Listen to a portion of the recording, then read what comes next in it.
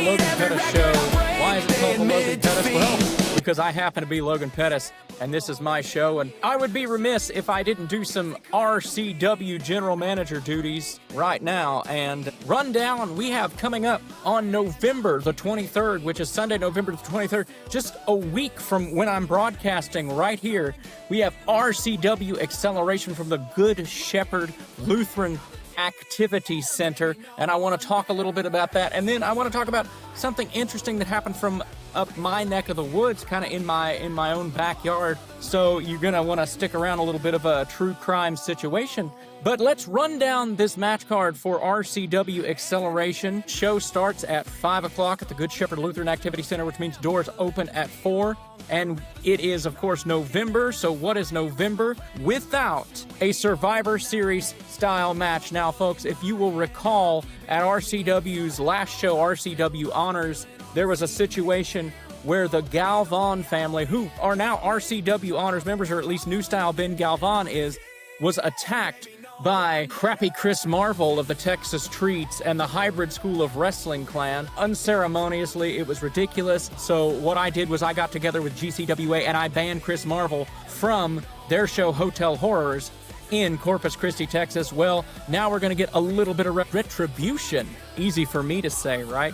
A little bit of retribution on behalf of the Galvan family, and I can't tell you how excited I am to see this match happen. It's going to be New Style Ben Galvan and his sons, the Galvans, taking on the Texas Treats. Chris Marvel, Don Juan, Diego Rene, and David Teen, which is very disappointing. You know, I had picked David Teen also at the last show because these guys, they're bullies is what they are. They think they can do whatever they want, whenever they want, and quite frankly, I'm just not for that. I'm the GM. I'm the boss of this show, all right? And not on my watch. And so they beat down David Teen, turn their backs on him, and this idiot decides he's wanting to come and rejoin them. And so, anyway, he's going to get what's coming to him in a Survivor Series style match. It's going to be an 8-man tag team elimination match, and I can't wait for Galvan to hopefully throttle the life out of the Texas Treats. I'm tired of the things that they've been doing. I'm tired of seeing them try and take over RCW, my beloved RCW, and quite frankly, I feel like it's like they're trying to put me out of a job again. So, there's that. We have an exciting match. It's going to be Epidemius Jr. taking on the Blue Chipper, the up-and-comer, Brock Ali. Now, Brock Ali may be one of those guys that we look at in the future and say, you know, I remember this kid win. I don't doubt that at all. Epidemius Jr., you know, making his name currently, but I feel like Brock Ali could possibly be one of the next big things, possibly the future of this business, and I'll get to talking about people that are the past, present, and the future of this business, but this is slated to be a exciting match.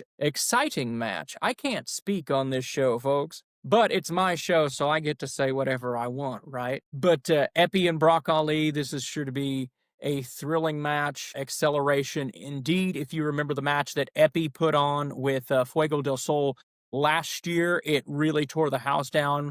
Match of the year, in my opinion, as far as RCW goes. But hey, folks, what do I know? I'm just the general manager. The cocky, the brash, the arrogant Armani Sage taking on the indie pizza guy. Luigi Primo. I got Luigi coming in, and he's going to take on Armani Sage. It's said on the RCW page that Luigi is coming to serve a big hot dish of shut the hell up to Armani Sage. Armani, I can get behind this guy. I understand it, you know? He tells you how it's going to be. He tells you what he's going to do. And in most cases, it seems like he backs it up for the most part. But, you know, things don't always go according to plan. I've been there. I understand. And that brings us to our next match, okay? You've got Khan versus Casey Blackrose. Now, Khan, Mr. Khan, the last time I recall you and I having an encounter, you hit me in the jaw. You knocked me on my tuchus.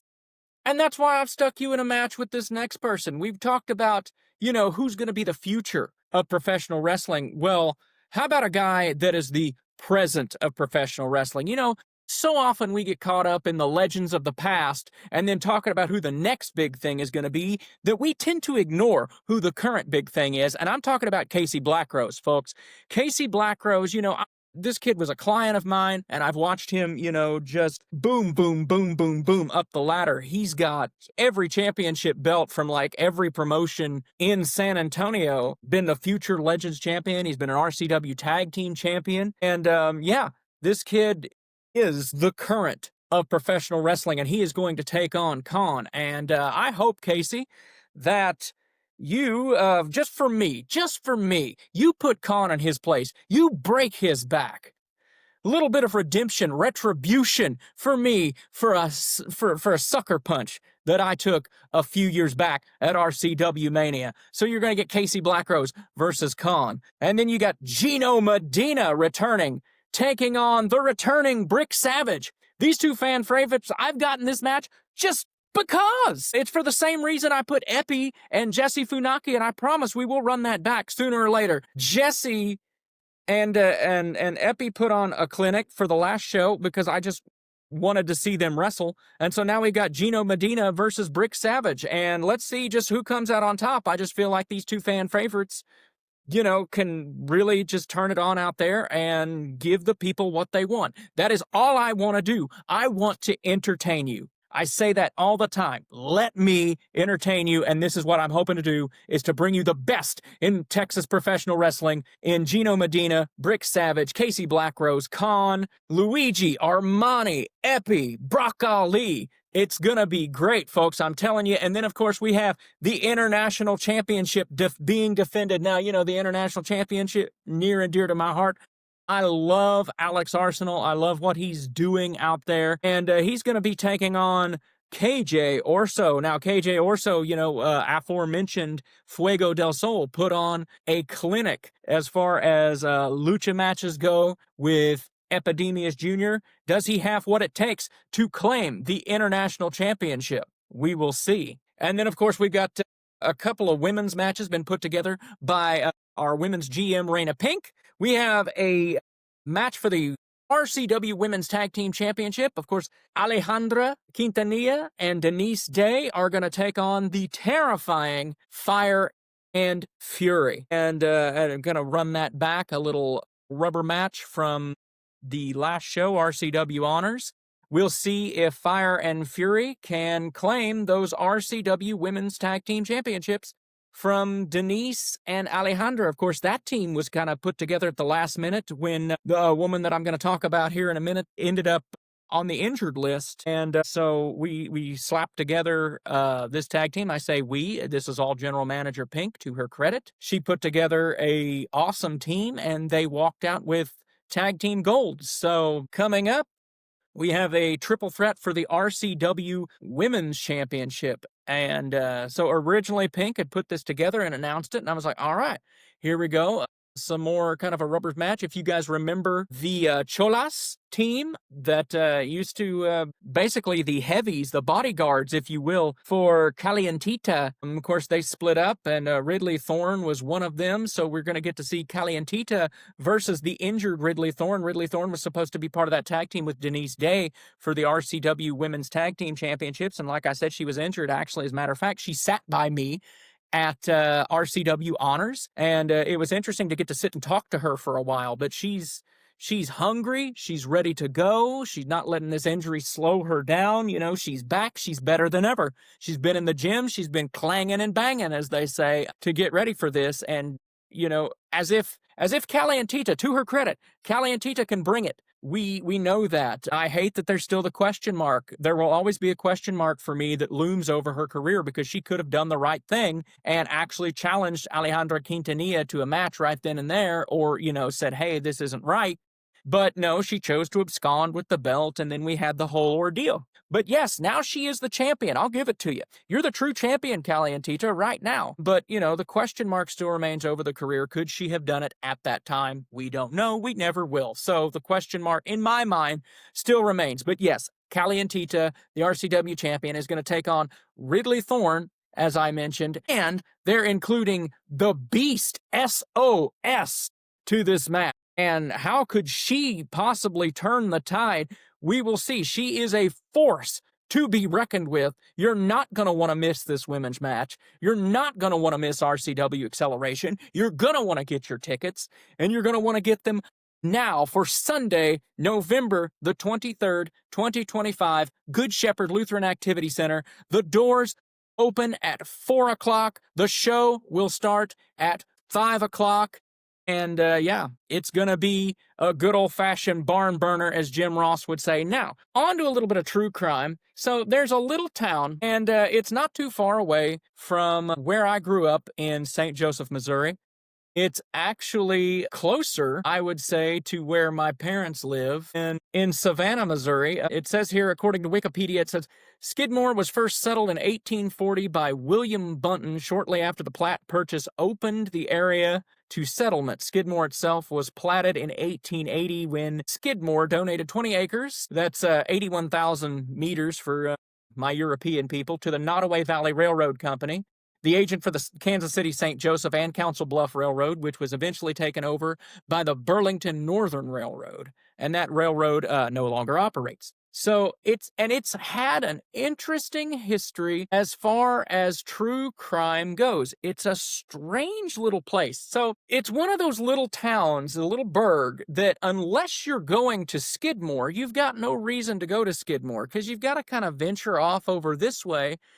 And yeah, I mean, even if you're going to Maryville, there's no reason that you're just passing through Skidmore unless you're going. Now, for a purpose, like I recorded my album in Skidmore, Missouri, actually at what used to be the hardware store. It's Maxed Out Studio. I'm pretty sure it's still there. Mark, how you doing if you're watching this? And if you're in the area and you need a recording studio, might I recommend Maxed Out Studio? They did a lot of stuff for the New Generation Singers. And anyway, great.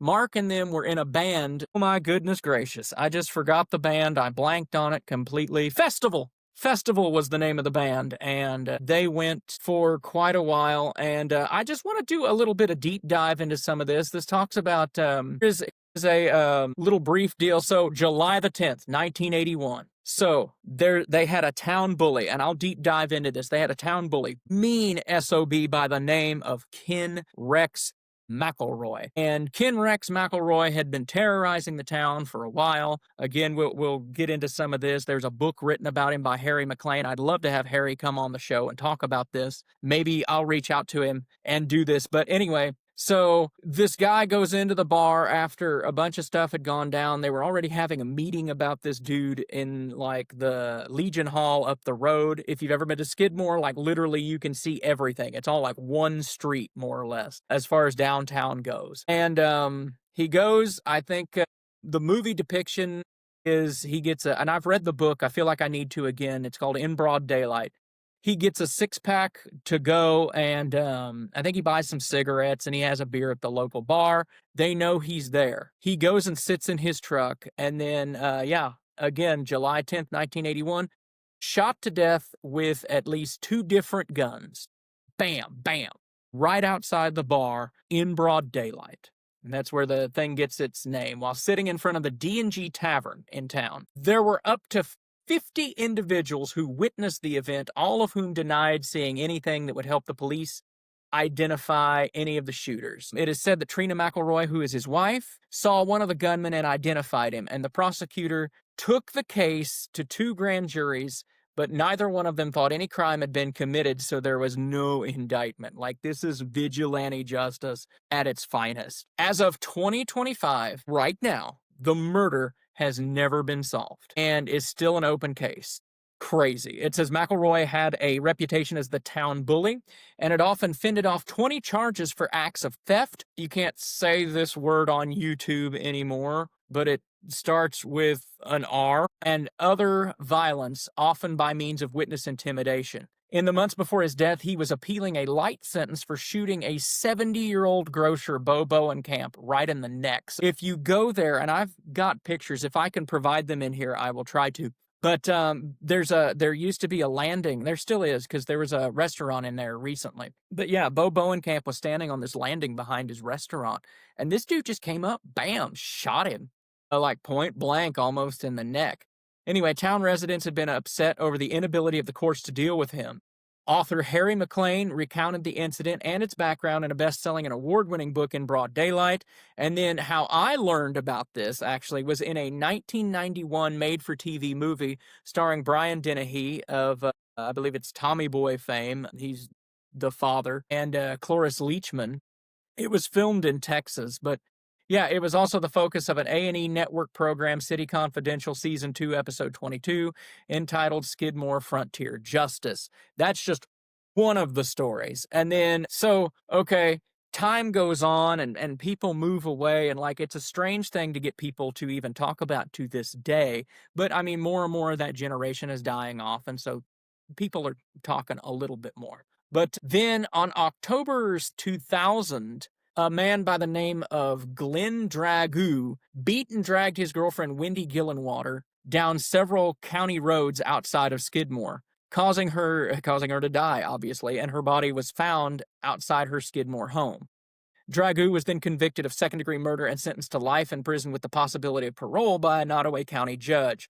Dragoo is currently incarcerated in the Jefferson City Correctional Facility. Crazy. I would like to know, as I'm looking at statistics and some of this stuff, I came up with, so the density of town is 742.8 square miles, which is 286.79 kilometers, and there is a population total of 245.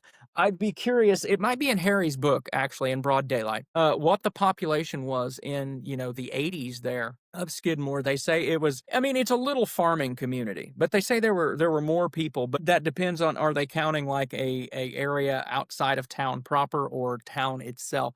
Because I've heard that after the shooting, when the press and stuff started coming around and people just didn't want to be bothered about it, that people moved out of town because then it's just like, don't ask questions. I used to work for KQTV News.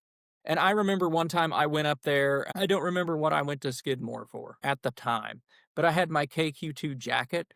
And it's like people scattered, man. And then the people that don't scatter, they give you the side eye. What's this guy from the press doing up here asking questions that we don't necessarily want to be given answers to?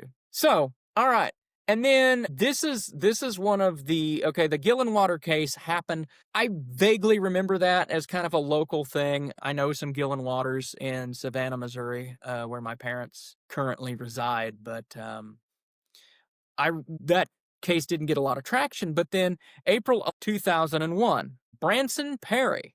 There are signs, if you look, all over the place. And this is what, here in Luling, we had the Jason Landry case happen. And I'm like, well, I don't want Luling to turn into another Skidmore. And so I always just kind of like, I understand we want justice. We want these people to be found so that way we can have some closure. But then you get this weird stigma of your town is the oddball place. And I don't mean that as any slight on the residents of Skidmore. There are great people there in Skidmore and in that area. I know several of them. There was actually a Netflix documentary made about this, if you want to check it out. But April 11th, 2001, Branson Perry vanishes under mysterious circumstances from his residence. I believe I have it here, 304 West Oak Street in Skidmore, Missouri. His grandmother stopped by his home and found the house was unlocked and deserted. She found this unusual and called the residence periodically over the next several days, but received no answer. Upon calling Perry's mother, Rebecca Clino, she found that she had not spoken to him either.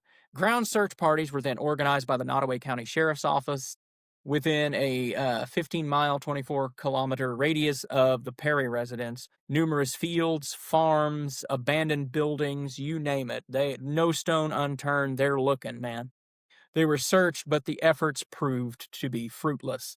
His disappearance received national media coverage, and it still remains unsolved to this day. Over 100 and some odd people were interviewed in a 4-month period of this. August the 14th, 2022, Nottoway County Sheriff Randy Strong announced that the department had identified a suspect but still needed more evidence before making an arrest. That's a weird case, and if we get time, I'll try and dive into a little bit of that here in just a moment. So again, I work for KQTV, and I remember there were a few times that some nut would call in to the station and be like, I know he's buried. And then here's like, what you don't understand is stuff like this too. Not only do you get the Nottoway County Sheriff's Department, and this also played into the Ken McElroy story, Troop H where my dad used to work, Troop H, the Missouri Highway Patrol. I tried to call them DPS just now. I've been in Texas too long. But no, so the Missouri Highway Patrol is heavily involved. They're kind of like a Missouri Bureau of Investigation of sorts. That's just how Missouri deals with stuff. And the Highway Patrol always gets involved, for the most part, in high profile kind of stuff like this. So they're out digging up some farmer's field for nothing. And then this story is nuts to me, and I remember this, and we'll talk about that here shortly. So this one takes place on December the 16th of 2004. I remember this. I was a junior in high school. No, 2004. I would have been a senior because I graduated May of 2005. Skidmore. Boom. Once again, the focus of national attention when Bobby Jo Stinnett, a cousin of Branson Perry, ironically, is murdered in her home at 410 West Elm. Oh, she befriends this lady on the internet in some kind of a dog group. We'll get to this. I'll pull up a couple of things. Anyway, and this woman shows up at her house, and Bobby Jo is pregnant at this time, and she has her unborn child cut from her womb. And taken by this nut. Her name was Lisa Montgomery. She kills her, leaves her there on the floor, takes her unborn baby, and then scurries off to Topeka. And they find, I guess, Lisa Montgomery and the baby in Topeka, and then they deliver the baby back to the father. And anyway, Lisa Montgomery received a federal death sentence and was executed on January the 13th, 2021. And let's deep dive into the story of Bobby Jo Stinnett. She was 23 and her murderer was 36. Says she strangled her to death and cut out her unborn child 8 months into gestation from her womb. Her motive was to produce a baby as she had been faking a pregnancy. This lady had been telling people that she was pregnant. And then, it comes to the point, it's like, how long are you going to be pregnant? And so anyway, yeah, it says Montgomery was arrested in Kansas the next day and charged with kidnapping, resulting in death. Murder, of course, is a federal crime due to and because it was an interstate thing, from Missouri over to Kansas. Yeah, Stinnett's baby, she survived. This little girl survived. I believe I've met this little girl. At one point, I believe she was, well, no, I'm not going to say that for her own safety. Paths have crossed. Anyway, she survived, did a crude C-section. She safely recovered to authorities and returned to her father. I told you about that. She was executed. She was the first female inmate since 1953 to be executed by the United States federal government and the fourth overall. At the time of her execution, she was the only woman on federal death row. So, a little bit about Bobby Jo. Bobby Jo was born on December the 4th of 1981. And she graduated from Nottoway Holt High School in Graham, Missouri, which is nearby. My parents used to shoot archery in Graham, Missouri, and she graduated class of 2000. She and her husband ran a dog breeding business from their residence in Skidmore, right there. Stinnett and Montgomery met through dog show events and had ongoing interactions in an online rat terrier chat room called Ratter Chatter. In these emails, Montgomery used the alias of Darlene Fisher. Montgomery told Stinnett that she was pregnant too, leading to the two women chatting online and exchanging emails about their pregnancies. And then using that alias, Montgomery contacted Stinnett on December the 15th of 2000, instant message, and Stinnett had a litter of puppies for sale, and Montgomery expressed interest in purchasing one. The women agreed to meet the next day. Although Montgomery lived in Melbourne, Kansas, she told Stinnett that she was from Fairfax, Missouri, a town which was near Skidmore. Actually, yeah, pretty close. That night, Stinnett told her husband and her mother, Becky Harper, that a woman from Fairfax was going to stop by and look at the puppies. Then on December the 16th, Montgomery drove from Melbourne to Skidmore and arrived at Stinnett's home around 12:30 p.m. Montgomery carried a kitchen knife and a white cord in her jacket. Stinnett brought the puppies outside and played with them with Montgomery, and at 2:30 p.m., Stinnett received a phone call from Harper, her mother, and confirmed that she would give Harper a ride home from work at 3:30. After the phone call ended, Montgomery and Stinnett spent approximately 2 hours together at the Stinnett home. Following that, Montgomery subsequently attacked Stinnett and used the cord to strangle her until she was unconscious. Montgomery then used the kitchen knife to cut into Stinnett's abdomen, causing Stinnett to regain consciousness. A struggle ensued, and Montgomery strangled Stinnett a second time, killing her. Montgomery extracted the fetus from Stennett's body, cut the umbilical cord, and left with the baby. Just whomp, yoink, and then just took off. After driving a short distance from Stennett's home, Montgomery stopped to clamp the umbilical cord and to suction any mucus from the baby's mouth. How do you just have the stuff in your car to do this? Like, what? Anyway, the baby cried, but other than a cut above her eyes, she was uninjured. After cleaning the baby with wipes, Montgomery retrieved the car seat she had stored in the trunk. Like, she came prepared for this. Like, this is all 100% premeditated, okay? In the trunk of her car and placed the baby in the seat. She then promptly drove to Topeka, Kansas. After 3:30 p.m. came and went, and Stennett didn't return any of her phone calls, obviously, Mom is like, yo. And so she walks to Stennett's house herself. Stennett was discovered by her mother. How terrible, by the way, as a mother, to find your daughter laying in this state. Approximately 1 hour after the murder, Harper immediately calls the authorities and describes the wounds inflicted upon her daughter as appearing as if her stomach had exploded. Paramedics were unsuccessful in attempts to revive Stennett, and she was pronounced dead at St. Francis Hospital in nearby Maryville. Montgomery called her husband Kevin that same day at 5:15, saying that on Christmas shopping trip in Topeka, she had gone into labor and had given birth. It was initially seen as unusual that she delivered a baby and then drove herself home right after. Somebody's got a brain and went, that's weird. Anyway, she had delivered at the Birth and Women's Center in Topeka, although there were no reported births there on the day that she described. The following day, December the 17th, police arrested Montgomery at her farmhouse in Melbourne, Kansas. A witness would later report that on the morning before her arrest, Montgomery took the infant, her husband, and 2 teenage sons to a restaurant for breakfast. Kathy Sage, owner of the Whistle Top Cafe in Melbourne, Kansas. I'm going to have to stop there. I do love a good cafe. If it's still open, I hope it is. She said she was showing the baby off as her own. She also reportedly took the child to church and said that she'd named the child Abigail since it was in the Bible. The investigation was aided by the issuance of an Amber Alert to insist the public's health. The alert was initially denied as it had not been used before in an unborn child's case, and thus there was no description of the victim. Eventually, after intervention by Congressman Sam Graves, the alert was implemented. Police had initially gone into Montgomery's home at 32419 South Adams Road in Melbourne, Kansas, after tracing online communications to her IP address, hoping to interview her as a witness. When they arrived, they found a car matching the description of the one in the crime scene. After ringing the doorbell, Kevin let the officers into the home, where they found Montgomery inside, holding the infant and watching TV. Kevin's just there. He's like, hey, y'all are here about the baby? She's in there. Mercy. Sergeant Investigator Randy Strong explained that they were there investigating the murder of Bobby Joe Stennett. He asked about the baby and Montgomery and said that she had given birth at a women's clinic in Topeka. She asked Kevin to retrieve the discharge papers from his truck. Kevin searched the truck but could not find the papers. That's because there are no frickin' papers. These people are all delulu. So yeah, she's like, hey, Kevin, go get them papers from that fake child thing that I had. When even Kevin, like a day before, was like, that's real weird. You just had a baby and then come home. That's strange. That don't happen. But hey, you know, life's funny sometimes. Whatever. Strong then asked to speak to Montgomery outside the home. Montgomery allowed a law enforcement officer to hold the baby and accompanied Strong. Montgomery explained that her family was having some financial problems, so unbeknownst to her husband, she'd given birth at home. Okay, that's why there aren't any papers from this thing that you told your husband that you did. Got it.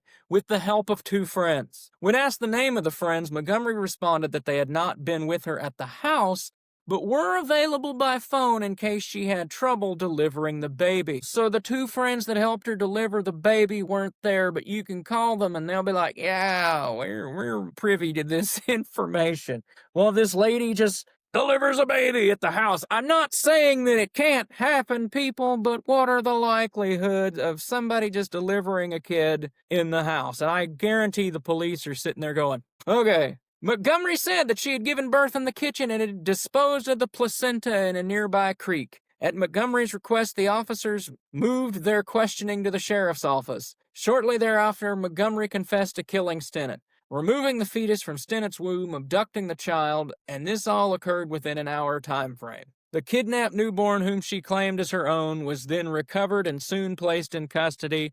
of her father. They also did some DNA testing, and guess what? They proved that's not her kid. Mercy. So, let's learn a little bit about this nut job, and boy, howdy, her mugshots up here. I might try and provide this. We will see. Lisa Marie Montgomery resided in Melbourne, Kansas at the time of the murder. Montgomery's mother, alcohol addiction led to Lisa being born with a permanent brain damage. She was raised in a physically, emotionally, and sexually abusive home from the age of 11. Lisa reported forcible entries, we will say, against her involving her stepfather Jack and several other men in various ways. It's a little rough for even my show. They beat and slap her if she was doing it wrong, and when they were done, mercy, they urinated on her. On several instances, her mother forced her to do it with her stepfather and his friends. She was beaten if she resisted, the mother even going as far as killing the family dog in front of her as punishment. There was also a time when she ran to the police to report what was going on, and the police officers returned her to her mother, who facilitated the assault. I can get why this lady was messed up. Her stepfather built a room off of his trailer, accessible only from the outside, and he would force Lisa to live in this room, isolating her from her sisters as much as possible. In this room, Jack told Lisa that he was teaching her how to be a good wife, and he would assault her until she bled. Starting around age 11, her mother began having a serviceman come to the trailer to build a new living room. She paid for the living room by pimping them out to the serviceman, calling it a family secret to her sons, which were Lisa's stepbrothers. Lisa's older half-sister, Diane Mattingly, was removed from their home and placed in foster care. Montgomery was very close to Mattingly and was crushed when she learned that she couldn't go with her. She sought escape through alcohol. When Montgomery was 14, her mother discovered the abuse and reacted by threatening her at gunpoint. Montgomery, in order to escape the abusive situation, married her stepbrother, Carl Bowman, in August of 1986. She had just turned 18. She had her first child in January of 1987, with 3 more following before she underwent she got her tube tied in 1990. She falsely claimed to be pregnant several times after the procedure. Montgomery claimed that she was forced to undergo the procedure by her husband's stepbrother as well as the mother. In the years following the sterilization procedure, Montgomery claimed that she had 4 more pregnancies. In 1994, while separated from Bowman, Montgomery had an affair and claimed to be pregnant. Montgomery and Bowman later reconciled, and she ceased making the claim. She and Bowman divorced in 1998. In 2000, before she and Kevin, her second husband, were married, she told him that she was pregnant and intended to have an abortion. Kevin gave her $40, and the pregnancy was not mentioned again. In 2002, Montgomery told her friends and family that she was pregnant again, although she said that she was receiving prenatal care from her physician.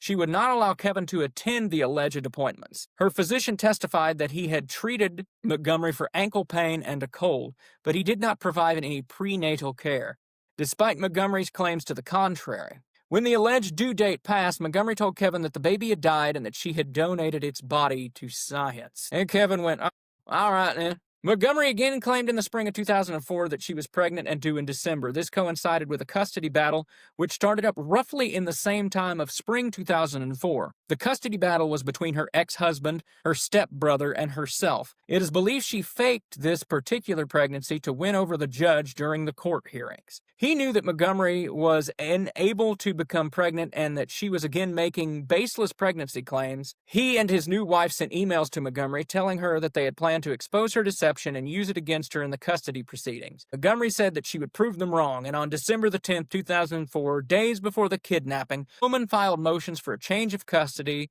of the 2 minor children who lived with Montgomery. What a deal, what a deal. So, the Montgomery trial. Montgomery was charged with the federal offense of kidnapping resulting in death, a crime established by the Federal Kidnapping Act of 1932, and described in Title 18 of the United States Code. Given the fact that the crime spanned 2 state lines, the baby was moved from Missouri to Kansas, of course, it was brought to the federal level. At a pretrial hearing, a neuropsychologist testified that the head injuries Montgomery had sustained some years before could have damaged the part of the brain that controls aggression. During her trial in federal court, her defense attorneys, led by Frederick Ducart, asserted that she had pseudocyesis.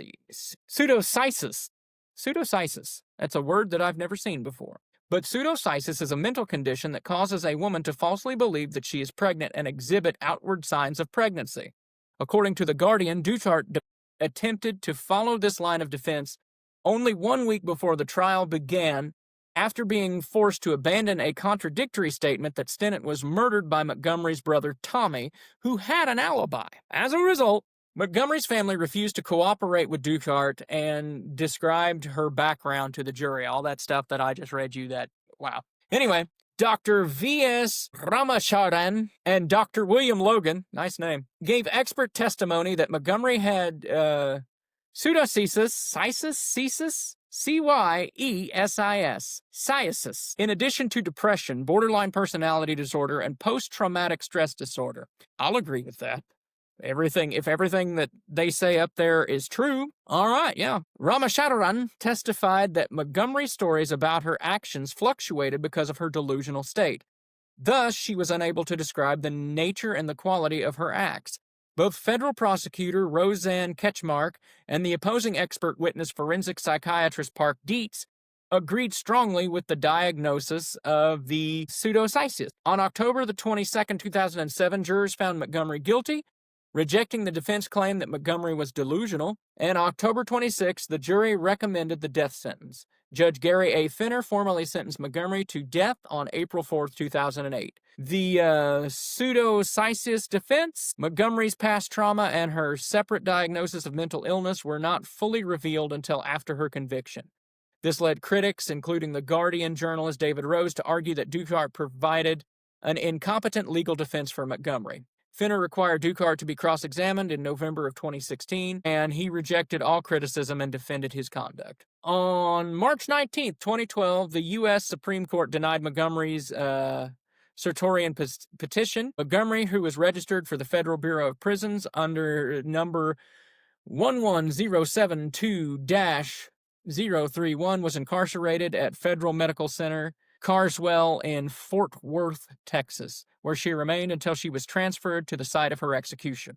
For the duration of her time there, she was the only woman on federal death row. During her appeals, Montgomery's lawyers argued that she technically did not commit the crime of kidnapping resulting in death, claiming that Stinnett was not considered a person until she was removed from her mother's womb. I accidentally just said her name. I'm editing that out later. Accordingly, since Bobby had died beforehand, the crime was instead a death resulting in kidnapping. That claim was dismissed, with the court saying that the felony murder rule nullified this and that Montgomery needed to kill Bobby regardless in order to complete the kidnapping. Experts examined Montgomery after conviction, concluded that by the time of her crime, she had long been living with psychosis, bipolar disorder, and post-traumatic stress disorder.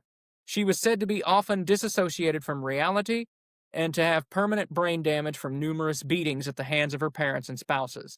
The case of Atkins v. Virginia ruled that executing individuals with intellectual disability violates the Eighth Amendment to the United States Constitution regarding cruel and unusual punishments. Given this ruling, it could be expected that Montgomery was ineligible for a death sentence. Very strong and undisputed evidence can lead to a withdrawal of the death sentence or a further inquiry into it. Nevertheless, Montgomery was scheduled for an execution on December the 8th of 2020 by lethal injection at the U.S. Penitentiary in Terre Haute, Indiana, but this was delayed by U.S. attorneys contracting COVID. On December the 23rd, 2020, Montgomery was given a new execution date of January the 12th, 2021. U.S. District Court Randolph Moss found that the director's order setting a new execution date while the court stay was in effect was not in accordance with law, prohibiting rescheduling of the execution before January 1 of 2022. That's crazy. Can you imagine? This is like some Marie Antoinette-like stuff. Now, this lady's already got psychosis and stuff, but if not Marie Antoinette, I'm sorry, Anne Boleyn in history. If you recall the story of Anne Boleyn, they kept moving her execution date just to drive her extra nuts. But yeah, so it's like, we're going to kill you on this day. Nah, sorry. We're gonna kill you like here in a couple of weeks. Mercy. Anyway, on January 1, A three-judge panel on the U.S. Court of Appeals for the District of Columbia Circuit vacated Moss's ruling, effectively reinstating her execution date of January 12. On that date, U.S. District Judge Patrick Hanlon granted a stay of her execution on the grounds that her mental competence must be first tested, as it could be argued that she did not understand the grounds for her execution, per the Eighth Amendment to the United States Constitution. The stay was then vacated by the Supreme Court via a 6-3 vote. The execution was ordered to be carried out immediately. She arrived at Terre Haute death row on January the 12th. Montgomery was eventually executed by lethal injection on January the 13th, 2021, at the United States Penitentiary in Terre Haute. When asked if she had any last words, she replied no. She was pronounced dead at 1:31 a.m. Eastern Standard Time. First female prisoner, federal prisoner, executed in 67 years. The first woman executed in the United States since Kelly Geisander in 2015. And the first person executed in the United States in 2021. Only 3 other women have been executed by the U.S. federal government: Mary Surratt by hanging in 1865, Ethel Rosenberg by electric chair in 1953, and of course Bonnie Heady by gas chamber also in 1953. Montgomery's execution was followed a day later by Corey Johnson, and 3 days later by Dustin Higgs. All were carried out by the United States federal government, each being controversial for a variety. I feel like I should do a deep dive into Corey Johnson and Dustin Higgs. In her final days, Montgomery had kept a calendar marked with Joe Biden's inauguration date.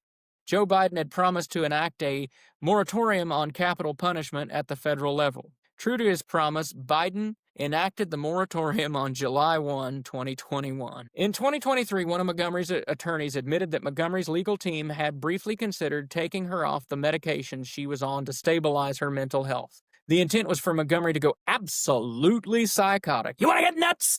Come on, let's get nuts. In her team's attempt to postpone her execution by proving mental fragility exacerbated by sexual abuse in childhood, the attorney stated. Ultimately, we weren't going to do that to her. They decided to show her a little bit of mercy. The daughter of Bobby Joe Stinnett, still alive today, after surviving the tragic events of 2004, raised by her father, Zebulon Stinnett, with support of extended family, out there not too far, about 10 minutes from Skidmore in a small town. Again, I'm not going to name it. I don't want people going and looking for this poor kid, so there you go. But the family has maintained a private life, and the young girl hasn't spoken publicly about the incident. As of the latest available information, they are still residing in Missouri, and they have a class of 2000 as a yearly memorial donation drive in Bobby Joe Stinnett's name, so that's pretty cool. And there's actually a memorial for her there in Skidmore on the town square, which is just a gazebo and this thing. But anyway, Montgomery's stepbrother and first husband died on November the 19th of 2021, having lived in Dewey, Oklahoma at the time of his death. And Kevin Montgomery, still alive and still resides at the house in Melbourne, Texas. And I've given you that address if you guys want to go bug the heck out of Kevin. Kevin will be like, hi, y'all. Anyway, since the murder, Stinnett's house has been left vacant. As of 2024, it's in poor condition, has been stripped of the interior walls. Actually, I have been over there and seen it, and yeah, there's not a whole lot left to that house.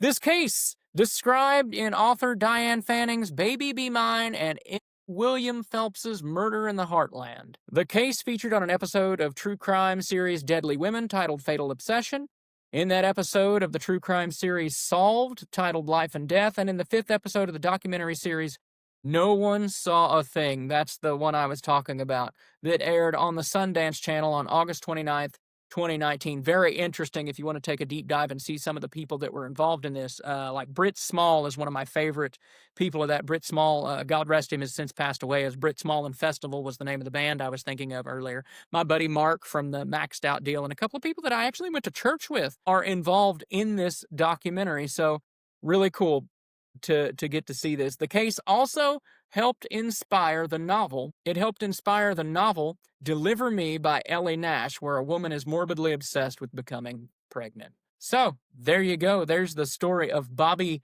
Joe Stinnett. And now we will get into the disappearance of Mr. Branson Perry. Branson K. Perry, born February 24, 1981, disappeared April of 2001, and this was a big story. He's an American missing person who vanished from his home at 304 West Oak Street in Skidmore, Missouri. His disappearance received national media coverage and was profiled extensively by journalist and crime writer Diane Fanning in a book concerning, this is the aforementioned book, featuring his relative Bobby Joe Stinnett. So that's interesting. That adds another layer. I guess I didn't realize that they were cousins. Even more strange situation. I'm telling you, man, and not to knock Skidmore or anything else, it's a nice little town, but you do get a weird vibe there. Of course, knowing that all of this stuff has happened. Anyway, Branson Perry, born February 1981, raised in Skidmore, graduated from the Nottoway Holt High School in 1999, just 1 year before Bobby Joe Stinnett. After graduating, he worked odd jobs, including working as a roofer and helping maintain a traveling petting zoo in the area. He lived with his father, Bob Perry. In Skidmore, his parents were recently divorced. The younger Perry suffered from tachycardia, a condition that made his heart race excessively. He was a black belt in Hapkido. On April 7, 2001, Perry visited the home of his neighbor Jason Bierman and was inadvertently drugged. While intoxicated, he allegedly danced around the house nude, shaved his pubic hair, and engaged in the three-letter S word with Bierman. After the incident, Perry confessed it to his father and was upset as he felt he had been taken advantage of. Perry's father said he knew that his son was gay and suspected that he had had encounters with men in the past and was angry with Bierman for drugging and then using his son. On the afternoon of April 11th, 2001, Perry invited his friend Jenna over to his house to help clean the residence as his father, Bob Perry, who had recently been hospitalized, was due to return home. At the time, two other unnamed men were outside the residence working on Bob's car, which needed a new alternator. At approximately 3 p.m., Perry told Jenna that he was going to take a pair of jumper cables outside to the shed adjacent to the house. This was the last time that he was seen. On April the 12th, Perry's grandmother, Joanne, stopped by his home and found the house unlocked and deserted. She found this unusual, called the residence periodically over the next several days. No answer. Upon calling his mother, Rebecca Clino, she found out that she hadn't spoken to him either. Bob was discharged from the hospital several days later and then planned. After his release, he and Clino filed a missing persons report on April the 17th. Ground search patrols organized by Nottoway County Police within a 15-mile radius of the Perry residence. And like I said, they left no stone unturned in this. During a search of the property, police were unable to locate the jumper cables. This is weird. So they can't find the jumper cables that he was supposedly taking out to the shed, right? But 2 weeks later, get this, 2 weeks later, they find the jumper cables just inside the door to the house. Over the following month and a half, over 100 people were interviewed about Perry's disappearance. Jenna, who had been at the Perry's home the day of the disappearance, admitted to law enforcement that he had been experimenting with marijuana and amphetamines. A family member also informed police that Perry had a bottle of Valium in his possession the day he disappeared. Law enforcement questioned drug acquaintances of Perry's in St. Joseph. Because, folks, if you're looking for people on drugs, St. Joe is the place to go. Once again, St. Joseph, Missouri, my hometown. All stated that they had not seen him and each passed polygraph examinations, because those are accurate. Further investigation into the local drug trade was undertaken, but no discernible leads were uncovered despite rumors that Perry owned drug dealers' money. Bob initially suspected that his son had left to stay with friends in Kansas City. Because Perry did not have a working car at the time, Bob presumed he may have hitchhiked. On April 10th, 2003, law enforcement arrested Jack Wayne Rogers, a 59-year-old Presbyterian minister, Boy Scout leader. Rogers was arrested on charges of first-degree assault and practicing medicine without a license after removing a transgender woman's genitals in a makeshift gender reassignment surgery at a hotel in Columbia, Missouri. What? Okay. While investigating in a hotel room, we just gone. Anyway, okay, whatever. By some guy, just rando guy, just go to the... Anyway, while investigating Rogers' personal belongings, detectives discovered child pornography on his computer, as well as evidence of various posts made on message boards under the username Boogerbutt. Buggerbutt? Yeah. Oh Hail Satan, and extreme body mods describing the graphic torture and assault of multiple men. In the post, Rogers discussed cannibalizing the genitals of men he had castrated. Among these posts was first-hand account of Rogers picking up a blonde male hitchhiker and then raping and torturing, mutilating, and murdering him. In the online post, it was claimed that the man's body was buried in a remote area of the Ozarks. Despite this, Rogers denied ever seeing Perry or knowing him, and asserted that the post made was fabricated and purely fantasy. Law enforcement, however, suspected that the man in question was Perry. While performing a subsequent search of Rogers' property, a turtle claw necklace resembling one owned by Perry was discovered in one of his vehicles. Well, but if this guy's a Boy Scout leader, I mean, they give those things out, I believe. I don't know what the turtle claw represents, but I've got several friends who have been in the Boy Scouts, and they all had those dried up old turtle claws. Anyway, in April of 2004, Rogers was convicted and sentenced to 17 years in prison for assault and 7 years for performing illegal surgery, as well as 30 years for child pornography charges, which would run concurrent with the former 2 charges. At his sentencing, Perry's mother begged for Rogers to reveal his whereabouts, but Rogers denied being involved in the disappearance. His earliest release date is October 30th, 2028, when he will be 83 years old. After attending the sentencing, Perry's mother stated she no longer felt Rogers was responsible for her son's disappearance. The police are not completely ruling him out, but now the investigation is turned toward Skidmore again. They have received new leads there. I suppose time has a way of unraveling secrets. I believe someone in that area knows what happened to Branson. In my heart, I don't believe this suspect is responsible, despite the nightmare I have lived through at his sentencing. I am thankful that someone with that much evil will never walk the streets again. That's from Branson Perry's mother. Perry's father died in 2004.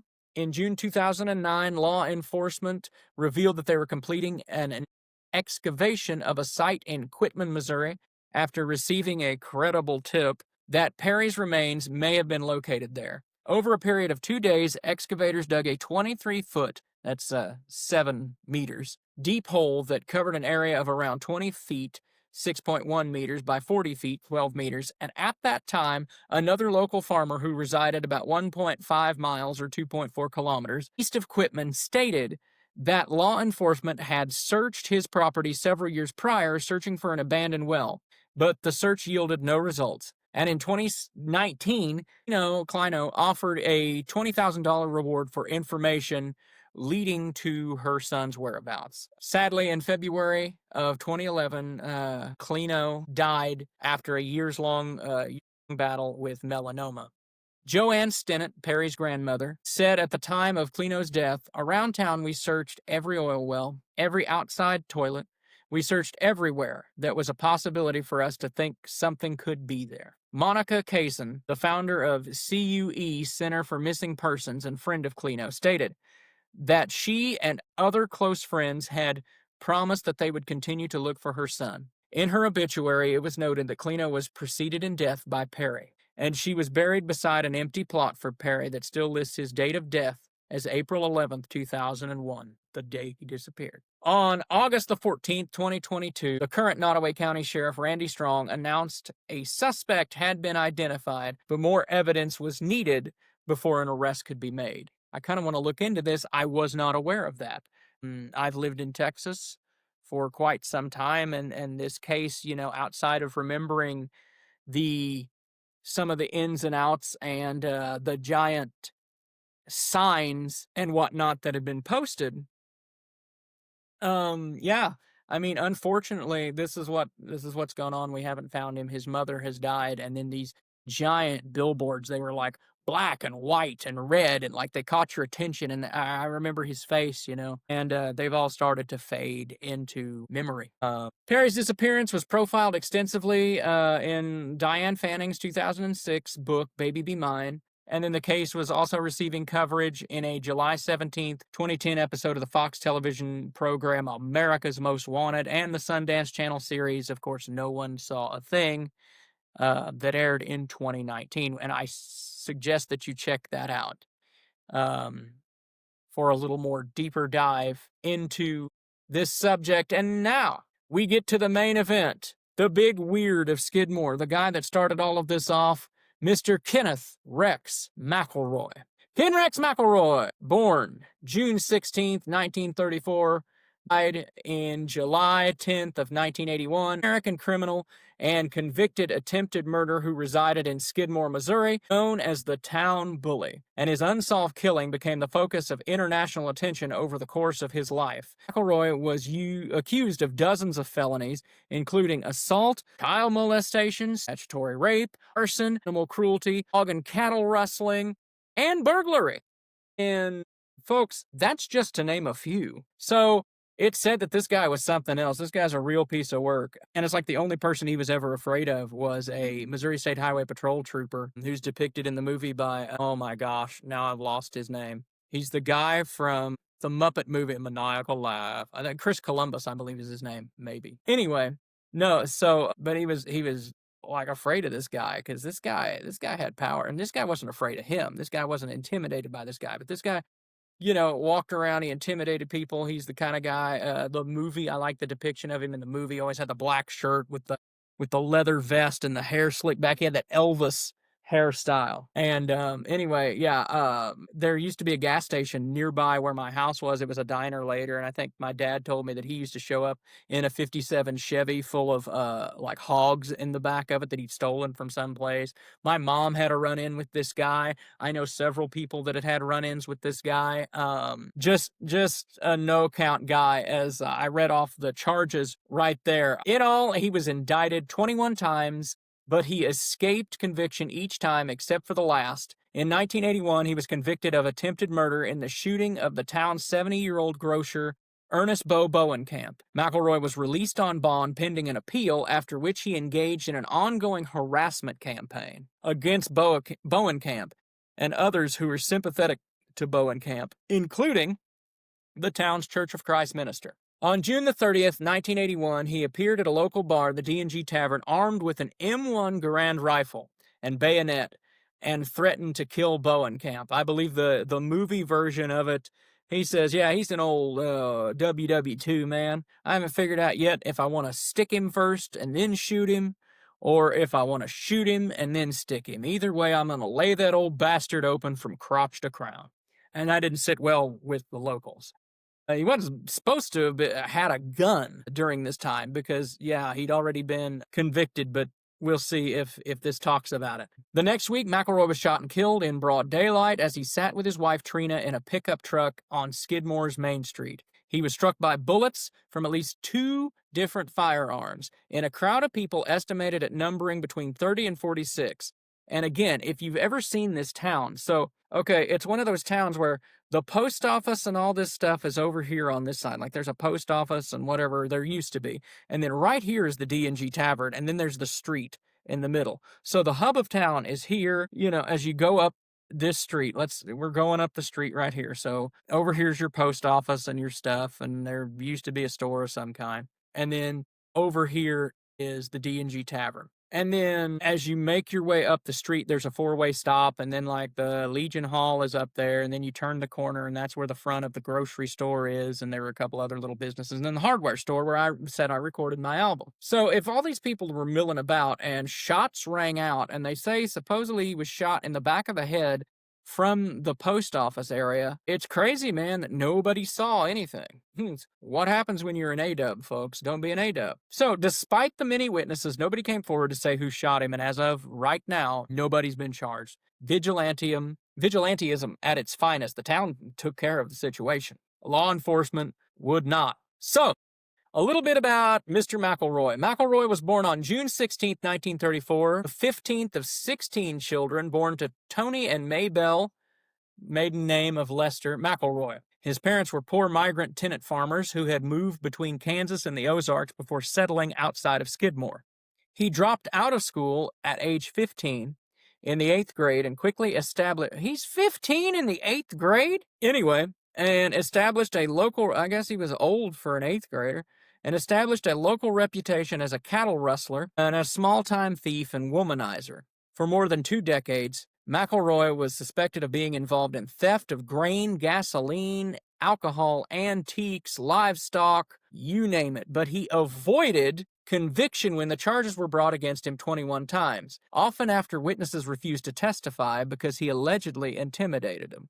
He had a lawyer that was very famous for, no witness, no case, by the name of Richard Gene McFadden of Gallatin, Missouri. But yeah, he would intimidate people. He would follow his targets or park outside their homes and just sit there in his truck and watch. The movie version, if you've never seen it, I suggested it's on YouTube in a couple of different spots. You can either get it commercial free, or there's a YouTube user. I wish I could remember his name right now off the top of my head. I can't, but he has uploaded the movie with 1990s commercials off of like the ABC made for TV movie or something like that. Anyway, and that's how I grew to learn about this story, because my grandma watched the movie on TV, and my dad came in, I think, part of the way into it. And he was like, yeah, bud, this happened like right over here. I'm like, what? And he's like, yeah, just outside of Maryville. I met this guy. And that blew my mind that, this kind of thing was happening. But anyway, so McElroy, he had 17 children by 3 different wives and 3 other young women and girls. So with his second wife, Sharon, born 1943, he had Jerome, Tammy Sue, Debbie, Tina, and Teresa, born 1959, 61, 63, 64, and 65. With his third wife, Alice Wood, born 1946, he had Juarez, Tanya, and Ken Jr., born 1969, 73, and 75. I believe Ken Jr. is the one that I think it was Jerome that I was friends with, Jeffrey. Anyway, and he lives in California now. I think that's the one I was Facebook friends with for a short period of time. Anyway, with fourth wife, Trina McLeod, I hope they talk about how she came to be his wife. If not, I will. But he had Jerome, Jeffy, later Jerome, Lita, and Reno, born 73, 76, and 78. A 15-year-old named Donna bore a son in 1959. Just Marcia Surratt, had Tony in 1971. Hang on, I got to turn into an old man for a second. I believe it's Surratt. Had Tony in 1971 with a girl. Harry McLean calls Sally D, born 47. McElroy had 4 children, another Ken Jr., Lisa, Jeffrey, and a fourth born 61, 63, 64, and 65, who were put up for adoption, were the youngest born. So Jeffrey is the one the young Jeffrey. Here we go. Yeah, we're going to talk about Trina. I'm glad we're talking about Trina because he met his last wife, Trina, when she was 12 years old, and in the 8th grade. He was 35 years old, and he raped her repeatedly. The McLeod's parents initially opposed to the relationship. No crap. But McElroy threatened them into agreement by burning down their house and shooting the family dog. He shot their dog! McLeod became pregnant when she was 14, dropped out of high school in the 9th grade, and went to live with McElroy and his third wife, Alice. McElroy divorced Alice and married Trina in order to escape charges of statutory, to which she was the only witness. What did I say, folks? No witness, no case. 16 days after Trina gives birth, she and Alice escape to Trina's parents' house. I'm sorry. According to court records, McElroy tracked them down and brought them back. When the McLeods were away, McElroy once again burned their house down and shot the new dog. Anyway, based on Trina's story, McElroy was indicted in June 1973 for arson, assault, and statutory when he was arrested, booked, arraigned, and released on $2,500 bail. Trina and her baby were placed in foster care at a home in Maryville, Missouri. McElroy sat outside the foster home for hours at a time staring at it. He told the foster family that he would trade girl for girl to get his child back, since he knew where the foster family's biological daughter went to school and what bus route she rode. Additional charges were filed against McElroy. On July 27, 1976, Skidmore farmer Romaine Henry said McElroy shot him twice with a shotgun after Henry challenged him for shooting weapons on Henry's property. McElroy was charged with assault with intent to kill. McElroy denied that he was at the scene. As the case dragged on without a court date, Henry said McElroy had parked outside his home at least 100 times. At the trial, 2 raccoon hunters testified that they were with McElroy the day of the shooting, away from Henry's property. Henry was forced to admit in court under questioning by McElroy's attorney, Richard Gene McFadden, that he had concealed his own petty criminal conviction for more than 30 years, and McElroy was then subsequently acquitted. In 1980, and these are where this is where the story gets interesting. If you want to see like a full thing of this, I recommend Harry McLean's book, In Broad Daylight. It's available on Amazon. Shout out to Harry McLean. But this is where things really start to get interesting. So in 1980, one of McElroy's children gets into an argument with clerk Evelyn Sumey at the local grocery store owned by 70-year-old Ernest Bo Bowenkamp and his wife Lois, allegedly because the young McElroy child had tried to steal some candy. McElroy then begins stalking the Bowenkamp family and eventually threatened Bo Bowenkamp in the back of his store with a shotgun in hand. In the ensuing confrontation, McElroy shot Bowenkamp in the neck. What he didn't count on was Bowenkamp survived and told them that it was Ken Rex McElroy that shot him. McElroy is then arrested and charged with first-degree assault, which carried a possible life sentence. In June of 1981, McElroy is convicted of second-degree assault and received a 2-year sentence, but was freed on bail pending his appeal. Immediately after being released at a post-trial hearing, McElroy went to the D&G Tavern, a local bar, armed with an M1 Garand rifle with a bayonet attached, and made graphic threats about what he wanted to do to Bowenkamp. This led to several patrons deciding to see what they could legally do to prevent McElroy from harming anyone else. So, what it doesn't talk about is they wanted to bring him up on first-degree assault, and then he's convicted on second degree because basically they were like, decided that his awesome attorney would get him off from the deal, so the jury would convict of a lesser of second degree, like really smart play by this new DA, and it worked. And this was the first time that he was ever convicted. So McElroy's appeal hearing was again delayed, so they also had a bad habit of smart lawyer of, delaying the appeals and all this stuff. So this guy's just wandering around free, right? On the morning of July the 10th, 1981, townspeople met at the Legion Hall in the center of town with Nottoway County Sheriff Dan Estes to discuss how to protect themselves. During the meeting, McElroy arrived at the D&G Tavern with Trina. As he sat drinking at the bar, word got back to the men at the Legion Hall that he was in town. Sheriff Estes instructed the assembled group not to get into a direct confrontation with McElroy, but instead seriously considering forming a neighborhood watch program.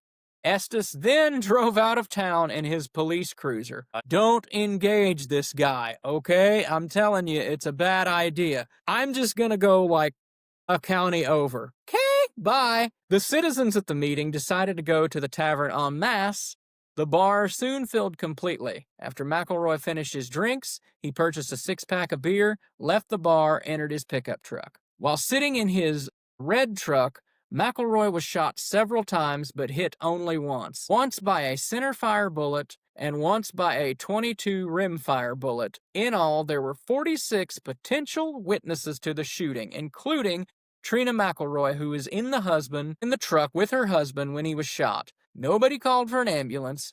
Every witness was either unable to name an assailant or claimed not to have seen who fired the fatal shots. These people are from you to me, folks. They didn't see anything. I ducked down like this when the shooting started happening. I didn't see nothing. I wasn't in town that day, you know what I'm saying? Including the unnamed man who helped McElroy's wife, Trina, as she scrambled out of the truck screaming, covered in blood.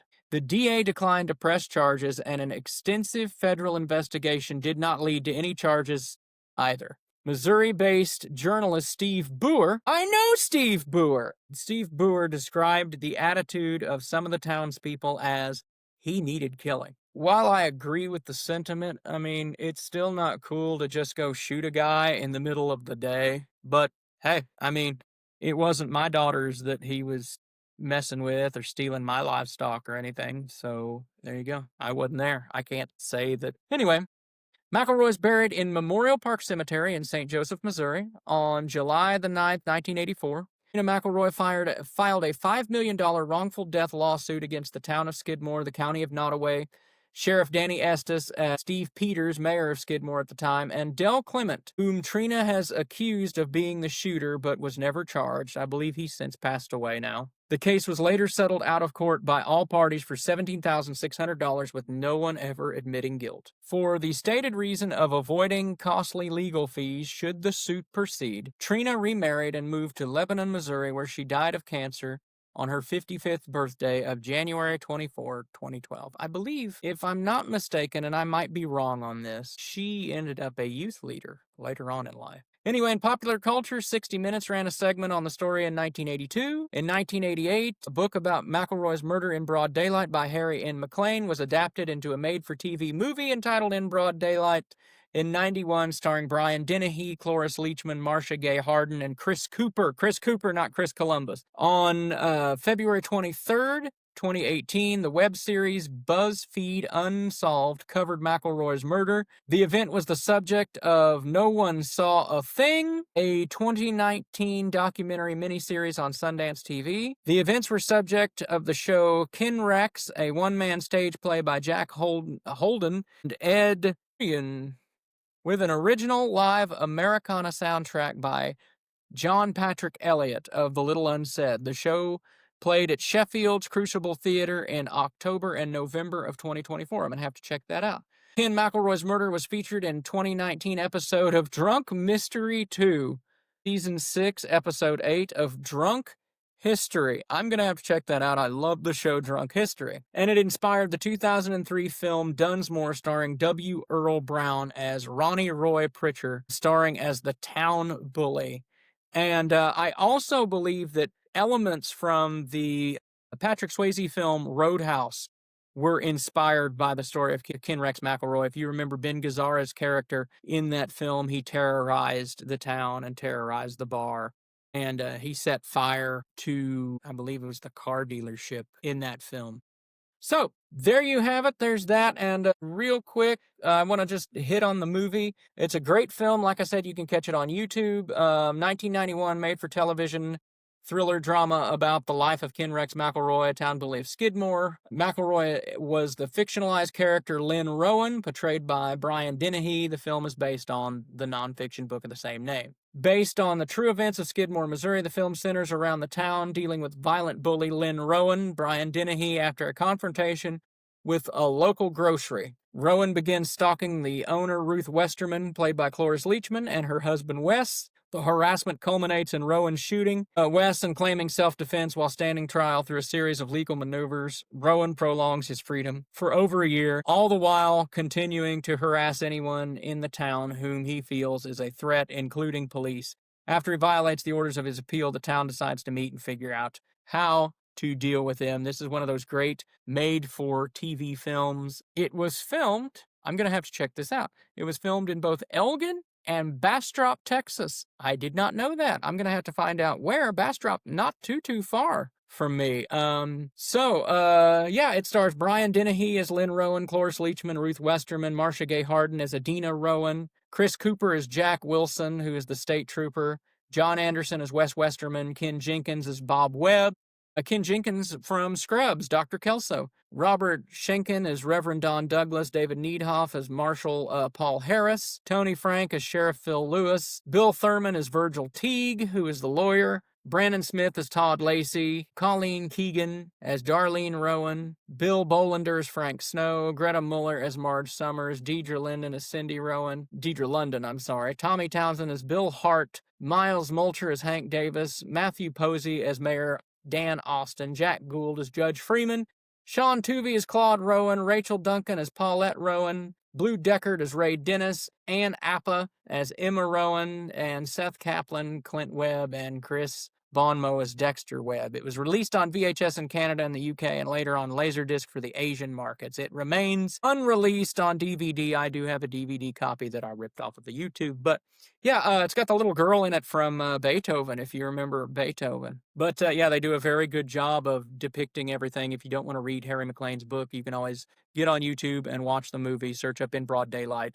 It's a great made-for-TV film back when made-for-TV films were better than the films that come out in the movies, or just as good. They're definitely better than any movie that's come out recently. So there you go. That's the story of Skidmore. That's the story of Ken Rex McElroy. I got a little bit of true crime, got a little bit of professional wrestling in there, so make sure that you don't miss RCW Acceleration, live from the Good Shepherd Lutheran Activity Center. Once again, I'll run down the match card. You've got a Survivor Series-style match where the Galvans are going to completely destroy the Texas Treats. You've got a triple threat women's match for the RCW Women's Championship where La Chica Más Picosa, La Compañona del RCW Women's thing, Calientita, is going to take on the force that is SOS, and of course, not to be forgotten, another force to be reckoned with in Ridley Thorne.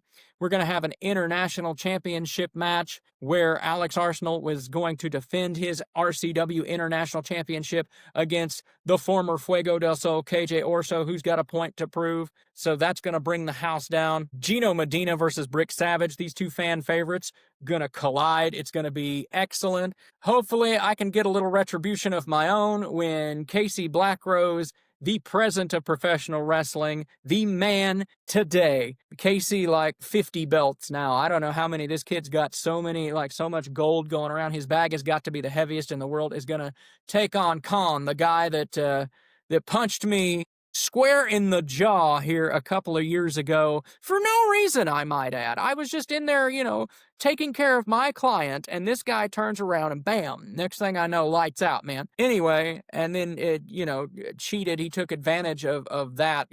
Mysterious Q was obviously distracted by his manager being down on the ground, and Khan took advantage and stole the RCW Heavyweight Championship. So, retribution, Casey, go get him. I believe in you, sir. And then, of course, you got the pizza guy taking on Armani Sage. Is he going to shut up the brash, young, cocky, arrogant superstar in the making? And then, of course, Epidemius Jr. versus Brock Ali. These two blue chippers going to mix it up in what is sure to be nonstop excitement, acceleration indeed, going to hit that gas pedal. And then, of course, a rubber match, rematch for the RCW Women's Tag Team Championship. Can the terrifying Fire and Fury take the belts off of the Lion and Denise Day? We will see. Make sure you get your tickets or check it out on Title Match for $9.99. RCW Acceleration, Sunday, November the 23rd, T25. Ladies and gentlemen, the doors open at 4. The show starts at 5. Hope you've enjoyed this episode of the Logan Pettis Show. I hope it's been educational. I hope it's been interesting. It's been an hour and a half, folks. You've heard me talk long enough. So now we're going to get Zactionary to play it off. Hit my music, 'cause I'm a jam. There's no one better.